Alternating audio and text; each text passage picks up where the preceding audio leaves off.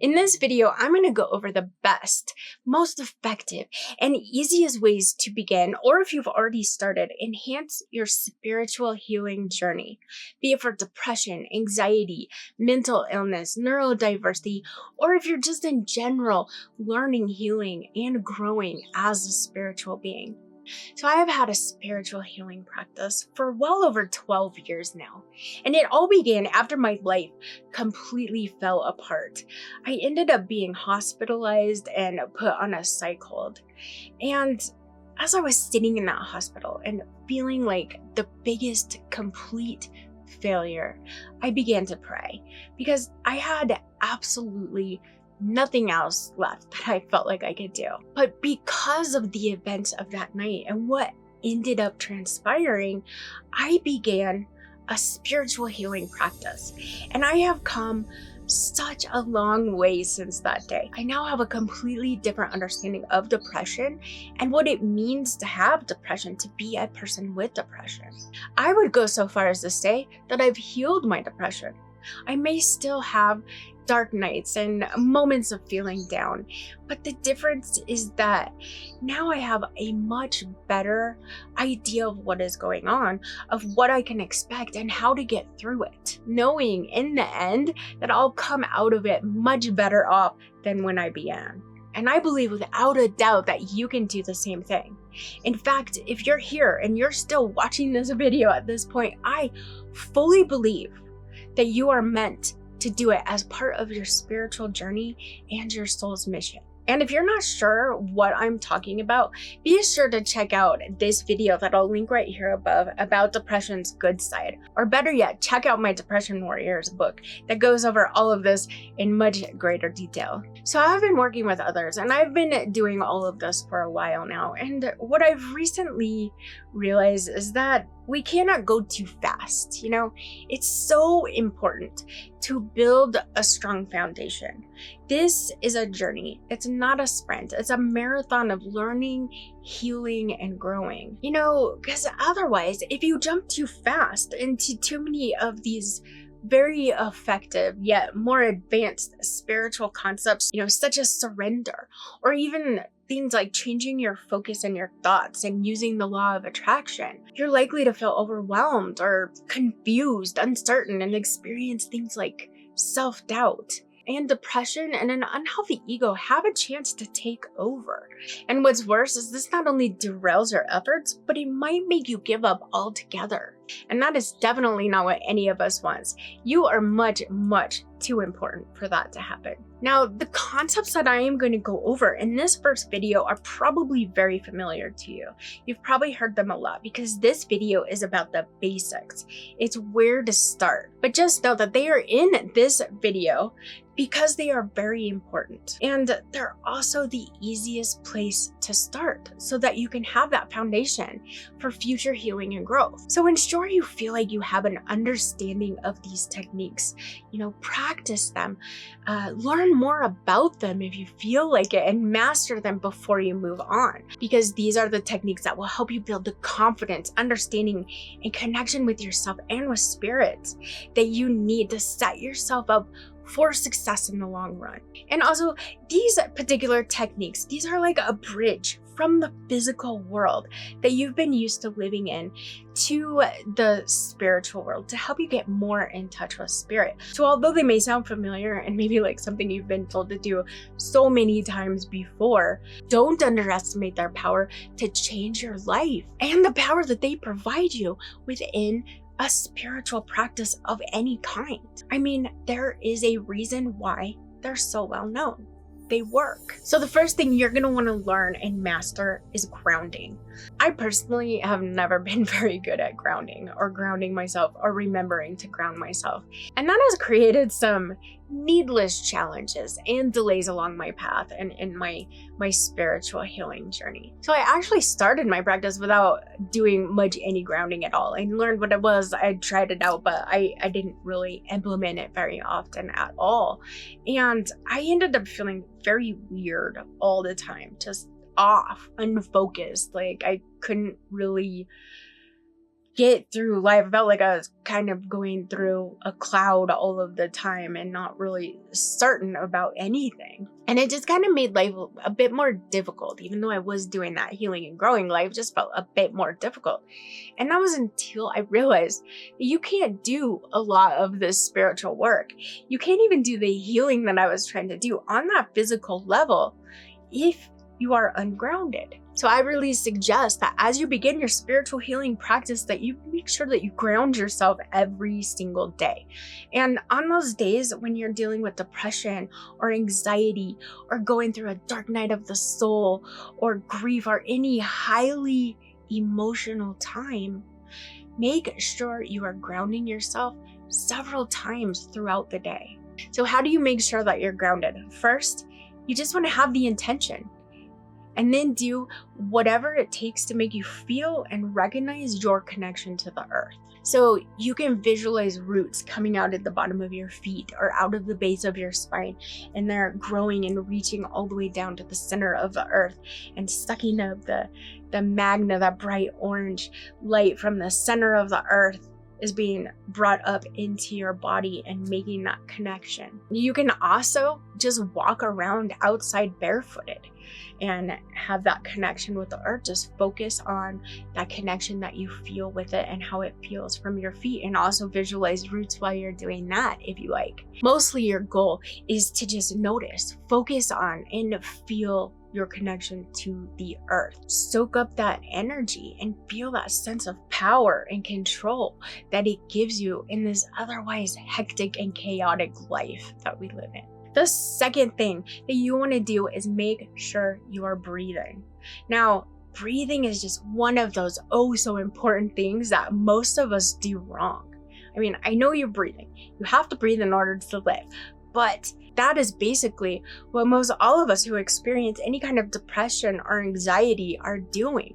Breathing just to survive, taking shallow breaths that only serve to keep you alive. But the breath is just so much more than taking in a bit of oxygen. It is healing.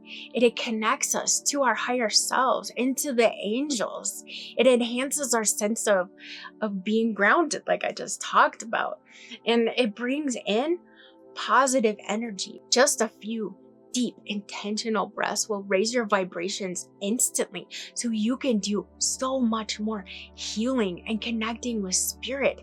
And it's such an easy and effective way to do it. There are so many ways to do deep breathing, and I am sure you've heard of a lot of them. But what is most important and how you want to start is by making sure that you are actually taking deep breaths, which means the air is going all the way down and into your abdomen, not just in your lungs. In your lungs is shallow breathing. Down into your abdomen is deep breathing. So lay down, or you can do it sitting up, but put your hands on your belly and take in a deep breath, and make sure you pull it all the way down to your abdomen and feel your hands rise with that breath. And as you breathe out, feel your belly going down. And do that for a few minutes, just making your hands rise and fall, just riding that wave of the in breath and the out breath, up and down. Ideally, you're breathing this deeply into your abdomen and not just shallow breathing in your lungs all of the time. But most of us aren't, especially if you're dealing with depression and anxiety. It's almost like we get into such negativity that we almost intentionally deprive ourselves of the oxygen and the positive energy that the breath gives us. And we take even more shallow breaths in those states. Do this often, where you're making sure that breath is going all the way down and into your abdomen and getting through your system. The more healing you're doing, the more you want to ensure that you're being aware of your breath and that you're doing some sort of breath work several times a day. The next technique is affirmations. Affirmations are so simple, and they're just stating something that you want to have, or something you want to have happen, or what you want to feel in a positive way, and as though it has already happened. Now, affirmations are a very interesting one too, because we don't necessarily realize how much power these statements really have over our minds and over our physical body and over the energy that you're attracting to yourself. And the craziest part of it is you don't even really need to believe what you're saying. Of course, if you do believe what you're saying, it will be that much more powerful. But even if you don't, it still works. And that's kind of the point of affirmations. So when I was working as like a therapist, a counselor in mental health centers, and I was doing a lot of groups and workshops, I used to love to do this one demonstration where I would have somebody come up and then, have them stand like this with their arms out. And I would tell them as I pulled down on one of their arms to do everything they could to make sure they kept their arm up, to resist my pulling. Don't let me pull it down. And I would do it, and it usually maybe a little bit of resistance, but their arms would usually come down just really easy. Now, these clients that I was working with at the time had really some severe depression and other mental illnesses, because this was an acute treatment center, so it was just a step down from the hospital. So they were often very down and depressed and feeling a sense of not having control in their lives, and a lot of times hopeless and helpless in their situation. And they were just struggling a lot at this point. So self-confidence was not an easy thing for them to come by at all. So what I would do is, after I did that and pulled their arm down, I would have them say, "I am strong, I am strong, I am strong." 3 times, say "I am strong" out loud. And I would do the same thing. And every time, I kid you not, no exaggeration, every single time, I would then not be able to pull their arm down. And it was truly incredible. And it was so awesome just to see the looks on their faces. Because sometimes, even if they were big enough, I could practically hang my entire self from their arm without it even coming down. It was amazing. And these were people, they had no clue what I was doing. It just worked. Simply saying "I am strong" 3 times worked that well. It's amazing. Absolutely amazing. So to do affirmations, all you need to do is state something in the positive form and just repeat it. So state it as if it's already happened. And you can say it out loud. You can say it to yourself. It doesn't matter. Just say it. So like, "I am strong," or "I experience happiness," or "I am more than enough. I have everything I need." The next thing is meditation, or more than that, it's actually knowing that you can have control over your focus and attention, okay? At this beginning stage of your spiritual healing practice, your goal is to just know and understand that you can control your focus and attention. And you can learn to do this through meditation. Any kind of meditation, be it guided meditation or the kind where you try to completely clear your mind of all thoughts. Whatever kind it is, just do it, and do it often. Because one of our most powerful spiritual tools is our thoughts and focus. Whether we're using the law of attraction, trying to hear our angels, connecting with spirit, setting intentions, or trying to heal from the negativity of depression, or going through a dark night of the soul, all of these, your thoughts and your focus are key. You manifest and co-create what you think, what you feel, what you believe, whether you're aware of it or not. A lot of things can come up from the subconscious or from the ego and from our shadow side.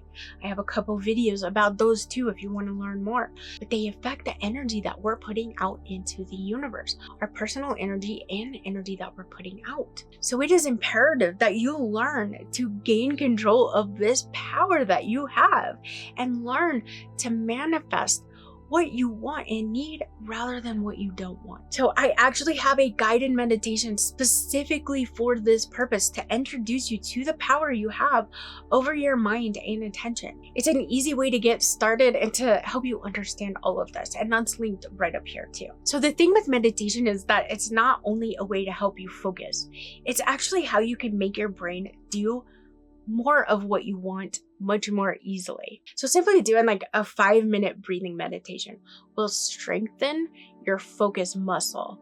It will enable you to have more control over what you're thinking and what you're feeling. The mind and your intention, they're like a muscle. The more you use them, the stronger they become. The more you channel and focus your thoughts onto your meditation, the stronger your ability to focus on what you choose to focus becomes. So meditation will help you get in touch with spirit, but it also gives you even more control over the physical world and your reality, because it helps you have an understanding of your focus and what you're really thinking about, even subconsciously. And it gives you so much more ability to control it and choose what you think about and focus on. This is absolutely invaluable on so many levels, but especially for those of us who experience depression and that superpower of rumination that we tend to have. Once again, if you don't know what I am talking about with the superpower, be sure to check out that video about depression's good side. I will link all of these videos that I keep mentioning down in the description below, so that you can find them a lot easier. So once you've done, practiced, and mastered these techniques that we've gone over in this video today, you'll be ready to check out the next video that will build upon these ones to help take your spiritual healing practice even further. If you want to learn more about starting and building a spiritual healing practice, or you want to learn about how spirituality can help you with depression, be sure to check out either one of these playlists to help you get started. And as always, I am sending a ton of love and blessings to you all. Thank you for being here and for being you. I look forward to seeing you and your beautiful soul in the next video. Bye-bye.